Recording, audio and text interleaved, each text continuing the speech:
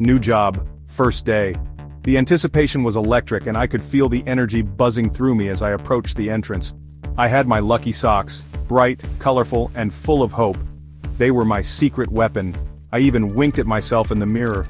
A little boost of confidence never hurt anyone. "This is your day, champ," I whispered. "You've got this. Today you're unstoppable." Confidence oozed from every pore. I walked with purpose, each step echoing my determination. Okay, maybe not every pore. There was a hint of nervousness, but that was natural, right? But a guy can dream, right? I imagined all the possibilities, the success stories yet to be written. The downtown office building screamed success. It was a beacon of ambition and achievement. Gleaming marble floors, walls that seemed to touch the sky. I belonged here. This was my new world. I was practically swimming in my oversized suit. But, hey, details. It was the start that mattered. I marched into the elevator, 2 other people already inside. The journey upwards began. A woman in a sharp business suit tapped away on her phone. She looked so focused, so in control. A man in a rumpled shirt avoided all eye contact. He seemed out of place, just like I felt inside. The doors began to close.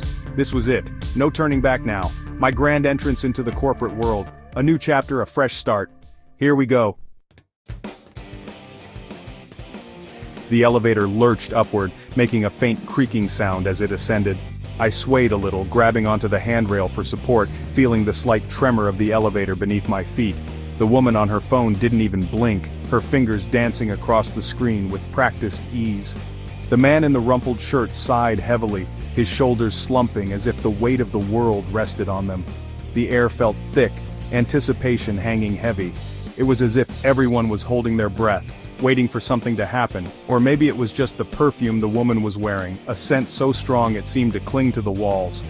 I cleared my throat, trying to think of something witty to say, anything to break the uncomfortable silence, anything to break the ice, but my mind was a blank slate. "Nice weather we're having, huh?" I blurted out. "Smooth, real smooth." The words hung in the air, awkward and out of place. The woman on the phone continued her conversation, oblivious to my attempt at small talk. The man in the rumpled shirt grunted something that might have been agreement, or maybe just a sound of resignation. Just my luck, stuck with the strong, silent type and the phone-obsessed executive. I sighed inwardly, resigning myself to the awkward ride ahead. The elevator jolted. We all swayed again, this time bumping into each other. Nervous laughter bubbled up inside me. "Just a minor hiccup," I said, hoping someone would find it funny. No one did. The lights flickered, the elevator lurched again, then shuddered to a stop. Okay, maybe not a minor hiccup, more like a full-blown indigestion.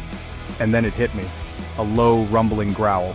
My stomach chose that exact moment, in the silent, stalled elevator, to stage a hunger protest. My face flushed crimson. I prayed for the ground to swallow me whole.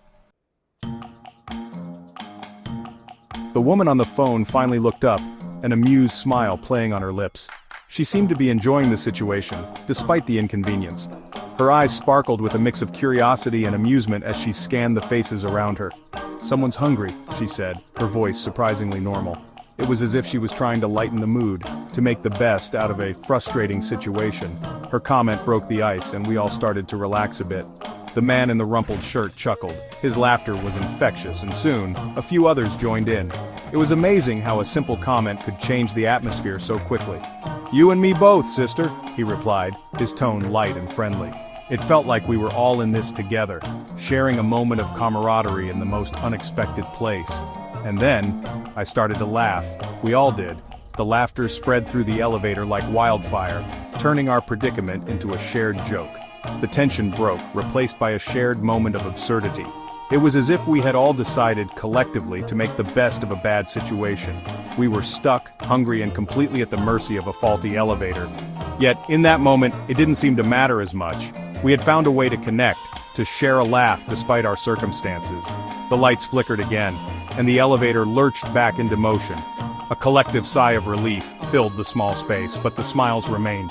We all held our breath until we reached our floor. The tension was back, but it was different now, tinged with the memory of shared laughter. As I stepped out, the woman with the phone winked at me. It was a small gesture, but it felt like a promise of more shared moments to come. "Memorable first day?" she asked. I just grinned. Unforgettable. It was a day that started with frustration but ended with a sense of connection and a story to tell.